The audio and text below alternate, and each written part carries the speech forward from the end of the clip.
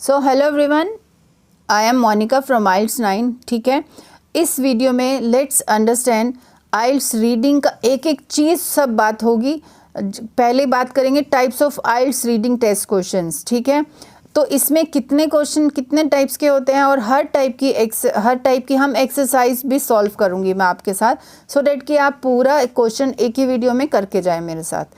ठीक है, तो शुरू कर लेते हैं। सबसे पहला जो है वो है मैचिंग हेडिंग्स। इसका मतलब आपने ये देखा होगा, लिस्ट ऑफ हेडिंग्स जो क्वेश्चन में दिया होता है वो होता है मैचिंग हेडिंग्स। मतलब पैराग्राफ्स हैं, ठीक है, छोटे छोटे पैराग्राफ्स हैं, उनके नाम होते हैं, उनके लिए इन्होंने क्वेश्चंस दिए होते हैं, ऑप्शंस, हेडिंग्स के नाम दिए हैं, वो अभी हम पूरी एक्सरसाइज करेंगे तो उसमें बताऊंगी। तो मैचिंग हेडिंग्स हो गया, फिर लोकेटिंग इन्फॉर्मेशन हो गया कि इन्फॉर्मेशन को पैराग्राफ में लोकेट करना है। ट्रू फॉल्स नॉट गिवन मतलब true false not given, true मतलब सच, फिर झूठ, फिर नॉट गिवन मतलब उसके बारे में कुछ दिया ही नहीं है। फिर है मल्टीपल चॉइस क्वेश्चंस, मतलब इसमें है एक क्वेश्चन दिया है, उसका आंसर सेलेक्ट करने के लिए 4 ऑप्शंस हैं या 3 ऑप्शंस हैं, उनमें से एक हमें सेलेक्ट करना है। समरी कंप्लीशन क्या होगा, ये फिल इन द ब्लैंक्स में आएगा कि किसी प्रोसेस की समरी, किसी कोई जो बात हो रही है, कोई स्टोरी होगी उसके अंदर पैसेज में, उसको हमें कंप्लीट करना है with the help of blanks. और इनके लिए भी इंस्ट्रक्शंस दी होंगी। डायग्राम लेबलिंग मतलब डायग्राम दिया होगा, उसके फिल इन द ब्लैंक्स दिए होंगे, तो वो भी हमें ब्लैंक ही भरने होते हैं। फिर है मैचिंग सेंटेंस एंडिंग, तो ये सेंटेंस इनकम्प्लीट सेंटेंस होंगे, उनके जो आंसर होंगे वो एक्स्ट्रा दे के उसके साथ हमें मैच करना है। पूरी एक्सरसाइज हम लोग करेंगे। मैचिंग फीचर्स, इसके अंदर ये और ये मिलते जुलते ही हैं। फीचर्स मतलब कोई किसी के जानवरों के, एनिमल्स के, पर्सन्स के, किसी की रिसर्च के फीचर्स लिख दिए होंगे और उनके साथ हमें लिस्ट ऑफ पीपल या list of animals, list of researchers, ऐसे कुछ मैच करना होता है। तो कोई बात नहीं। सेंटेंस कंप्लीशन है, इसमें फिल इन द ब्लैंक्स हैं। जैसे ये समरी कंप्लीशन था, ये सेंटेंस कंप्लीशन है। इनमें क्या डिफरेंस है, ये अपने को एक या 2 पैराग्राफ में आंसर ही मिलेंगे, एक ही पैराग्राफ में मिल जाता है। ये सेंटेंस अलग अलग होंगे। एक सेंटेंस हो सकता है फर्स्ट पैराग्राफ से उठाया हो, दूसरा उन्होंने उठाया हो थर्ड पैराग्राफ से या लास्ट से, तो 3-4 सेंटेंस होंगे अलग अलग पैराग्राफ से। ठीक है, होंगे ये ब्लैंक्स के रूप में ही। शॉर्ट आंसर टाइप मतलब पूरा क्वेश्चन दिया है, उसका आंसर हमें शॉर्ट में देना है, मतलब 1 वर्ड, 2 वर्ड या 3 वर्ड्स में देना है। फ्लो चार्ट कंप्लीशन, ये भी ब्लैंक्स होता है। ठीक है, फिल इन द ब्लैंक्स। तो ब्लैंक में ये हुआ, फिर ये आया, फिर ये आया। ठीक है, नोट कंप्लीशन, ये भी फिल इन द ब्लैंक्स होते हैं। ठीक है, और ये टेबल कंप्लीशन जो है ये भी फिल इन द ब्लैंक्स होंगे। Yes no not given and true false not given, ये एक ही कैटेगरी के क्वेश्चंस होते हैं। ठीक है, तो ये हम कर सकते हैं। हाँ, अभी आगे बढ़ने से पहले हम रिक्वेस्ट करूँगी, एक सब्सक्राइब कर दीजिए, एक प्यारा सा कमेंट लिख दीजिए और लाइक भी कर दीजिए प्लीज़। ठीक है, मुझे बस इतना ही चाहिए और कुछ नहीं चाहिए। अब चलते हैं फर्स्ट टाइप का क्वेश्चन, जो कि मैचिंग हेडिंग्स जो है अपने। ठीक है, इसका क्या थीम रहता है सब पूरा बात करते हैं अभी। अब यहाँ देखिए अभी क्या लिखा है। मैचिंग हेडिंग में एक पैराग्राफ होता है, उस पैराग्राफ का मेन थीम हमें निकालना है, मतलब उसकी मेन हेडिंग निकालनी है। एंड जो मेन हेडिंग होती है दूसरी भी बात होती है, तो उसके अंदर हमें मेन हेडिंग निकालनी आनी चाहिए कि इस पैराग्राफ में मेन बात क्या हो रही थी। टिप्स इसके क्या हैं, जैसे मैं हमेशा बताती हूँ, जो पैराग्राफ्स के ऑप्शन दिए हैं, चलो पहले मैं आपको एग्जाम्पल दिखाती हूँ कैसे होते हैं। ये हमारा पैराग्राफ है, इस पैराग्राफ का नाम डांस फॉर्म है, ये आइल्स रीडिंग पैसेज है। ठीक है, लिस्ट ऑफ हेडिंग और मैचिंग हेडिंग्स जो पहला क्वेश्चन था, हम उसके लिए ये एक्सरसाइज करेंगे। ये पैराग्राफ को 4 भागों में, छोटे छोटे पैराग्राफ में ABCD डिवाइड किया, देखो। ठीक है, उसके बाद इसके लिए क्वेश्चंस क्या हैं, देखो ये हैं वो हेडिंग्स, लिस्ट ऑफ हेडिंग्स। इनमें से अब 4 पैराग्राफ्स थे, देखो 4 पैराग्राफ्स, मैं पूरा बताती हूँ। और ये क्वेश्चंस हैं, मतलब हर पैराग्राफ के लिए यहाँ से ऑप्शन ढूंढने हैं, मतलब हर पैराग्राफ की कोई एक हेडिंग होगी, वो यहाँ एक्सप्लेन किया है, तो हमें सेलेक्ट करना है।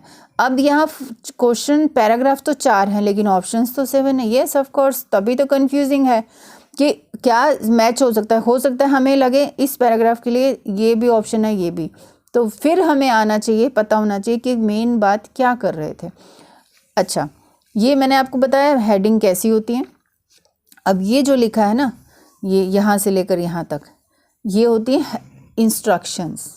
कोई भी क्वेश्चन होता है उसकी इंस्ट्रक्शंस हमेशा ध्यान से पढ़नी है। The reading passage has 4 paragraphs A to D, ये तो हमने देख लिया। Choose the correct heading for each paragraph from the list of headings, ये लिस्ट ऑफ हेडिंग है, हमें हर पैराग्राफ के लिए एक हेडिंग यहाँ से लेनी है, ठीक है। फिर क्या बोल रहा है, write the correct number 1 to 7 as your answer to each question, ठीक है। अब यहाँ ये इंपॉर्टेंट बात समझने वाली है कि हमें आंसर में इसके आगे सपोज हमारा ए का आंसर अगर हमारा ये 5th है तो हम 5th ऐसा 5th नहीं लिखेंगे, हम यही 5th लिखेंगे, ठीक है। जो ये सेम स्टाइल में जो लिखा है ना यही वहाँ, तभी उसने स्पेशल ये बात लिखी है 1 to 7 as your answer to each question, ठीक है, कि इसी स्टाइल में आप अपना आंसर लिखोगे। अब सब बातें हो गई। अब टिप्स क्या है, सबसे पहले इनको पढ़ के जाना है, इनको पढ़ना है, इनका मीनिंग अंडरस्टैंड करना है, इनका कीवर्ड निकाल के जाना है। वो कीवर्ड फिर हमें पैराग्राफ में जब हम पढ़ेंगे तो मैच करना है, ठीक है। तो यही वो है कि हमें हर पैराग्राफ का थीम निकालना आना चाहिए, इसके अंदर ये मेन एबिलिटी है। और इसको जो मैं बता रही हूँ, रीड ईच हेडिंग्स केयरफुली, फिर उसके बाद कीवर्ड निकालो, और आपकी हेडिंग जो हेडिंग है उसमें कोई एक तो कीवर्ड होगा जो इम्पोर्टेंट है। फिर उसके बाद वो कुछ और भी बोल रहा है, read the first and last sentence of the passage.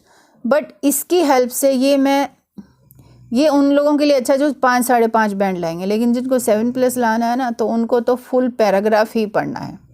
ये वाला सिस्टम इतना मज़ेदार नहीं है, इसको वही लोग फॉलो करें जो जिनको 6 तक चाहिए, 5 साढ़े 5 चाहिए, तो वो कुछ मतलब पहला सेंटेंस और लास्ट सेंटेंस पढ़ के आंसर चूज़ कर लेंगे।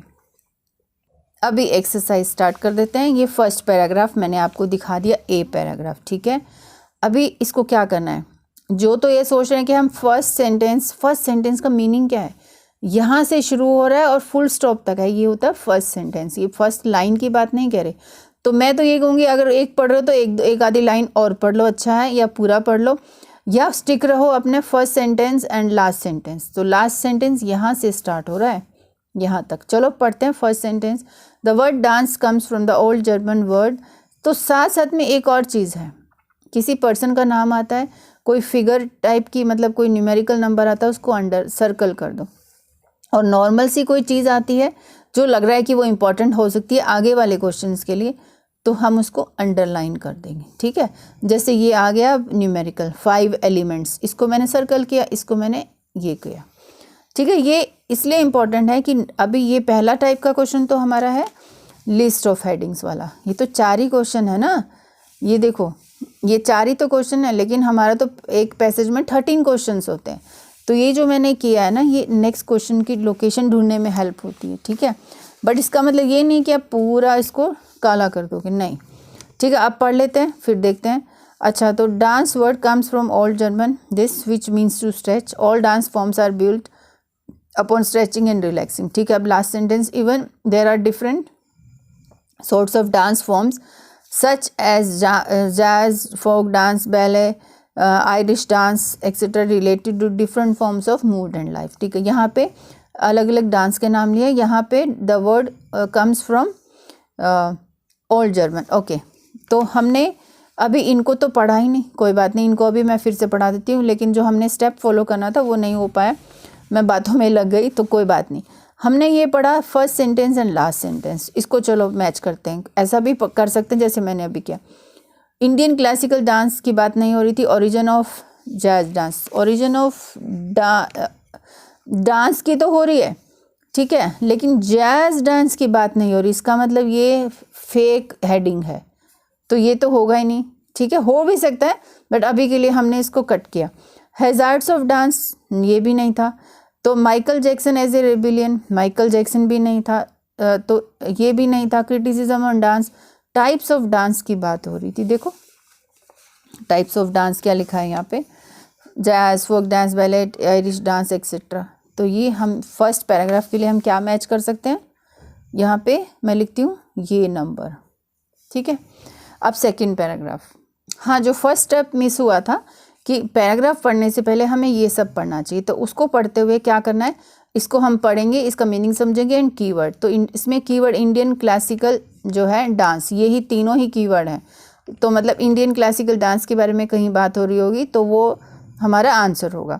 फिर सेकंड है origin of jazz. Origin means कहाँ से क्या शुरू हुआ इस डांस का, वो कहीं लिखा होगा, लेकिन वो तो डांस की बात कर रहे थे, जैज की नहीं। हैज़ार्ड्स ऑफ डांस, डांस के क्या नुकसान वगैरह हो सकते हैं, तो हम ये लगा सकते हैं, लेकिन ये हैज़ार्ड वर्ड नहीं मिलेगा आपको, ये भी समझ लो आप। सेम, ये तो सिंपल रीडिंग है, अदरवाइज सिनोनिम्स बहुत ढूंढने पड़ते हैं, ठीक है।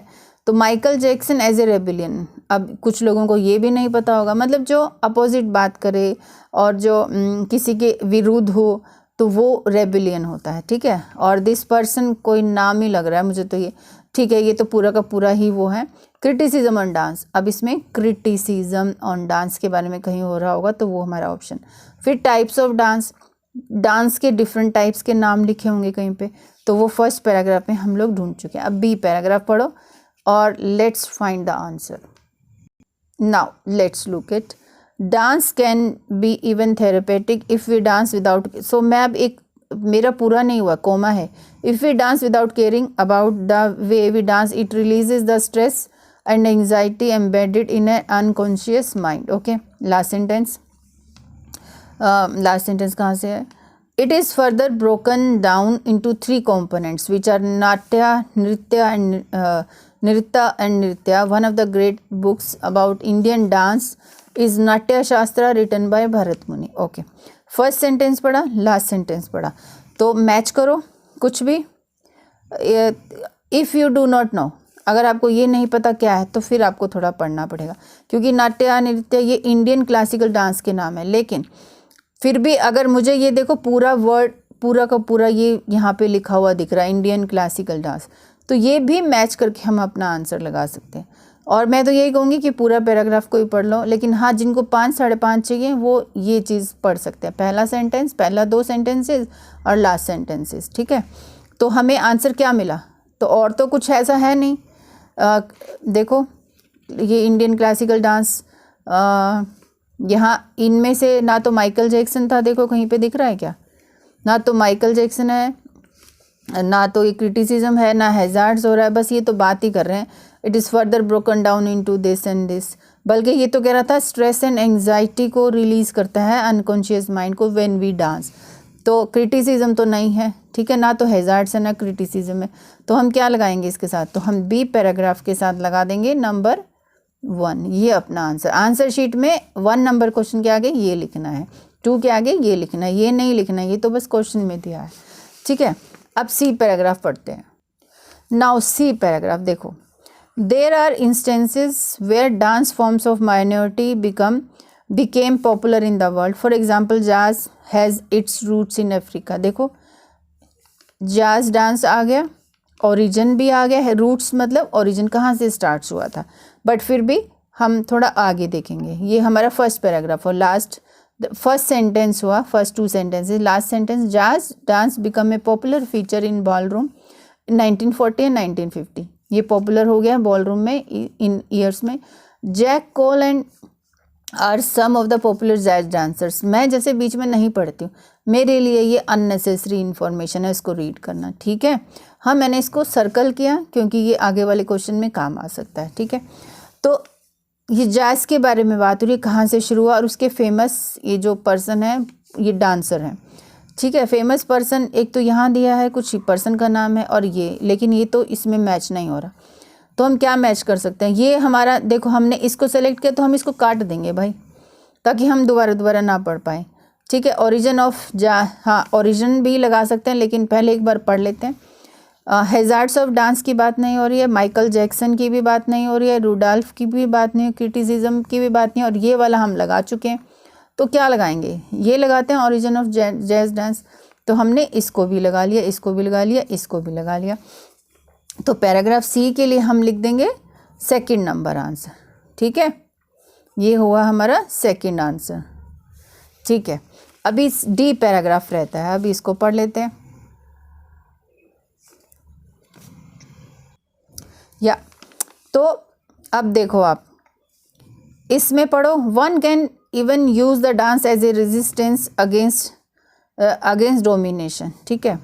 ये हमने वर्ड लगा दिया जो कि ये इससे मैच हो रहा है, बट ठीक है, सबकी वोकेबलरी इतनी स्ट्रांग नहीं होती, तो मैं भी नहीं लगा पाऊंगी, ठीक है। थोड़ा आगे पढ़ते हैं। Dance symbolising the resistance as such it connects the other people, ठीक है। अब इसके आगे मुझे माइकल जैक्सन दिख रहा है, तो मैं इसको पढ़ लेती हूँ ना। Is one who usage his art for rebellion and protest. देखो ये सेम वर्ड यहाँ पे आ गए हैं, हाँ, बट कई बार क्या होता है ट्रैप भी होता है, बट थोड़ा फिर भी पढ़ लेते हैं। He is a big proponent of freedom, he claimed one of his popular, he is a big proponent of freedom, he claimed that one of his popular songs, they don't care about us, is a call for protest against oppressive forces। फिर से वही Michael Jackson as a rebellion की बात हो रही है। फिर last sentence, he even introduce and popularise some of the famous dance movements such as moon walk, they don't care about us, protest against oppressive. So मतलब इसके लिए देखो हमें ये पूरा पैराग्राफ पढ़ना पड़ा। तो ये ऐसा नहीं है कि हर पैराग्राफ में first 2 sentences and last 2 sentences पढ़ के आंसर मिलेंगे, नहीं मिलते हैं भाई। तो ये माइकल जैक्सन वर्ड ढूंढना इंपॉर्टेंट था, तो हमने पूरा पैराग्राफ पढ़ा, ठीक है। तो ये इस डी के लिए हमारा आंसर आ गया, ये 4th नंबर, देखो, ठीक है। तो ये हो गया, हमने आज क्या किया हमने लिस्ट ऑफ हेडिंग्स, ये हमने किया list of heading. Next video में ट्रू फॉल्स नॉट गिवन और सारे टाइप्स के क्वेश्चन अब बारी बारी में करवाती जाऊंगी। Thank you so much.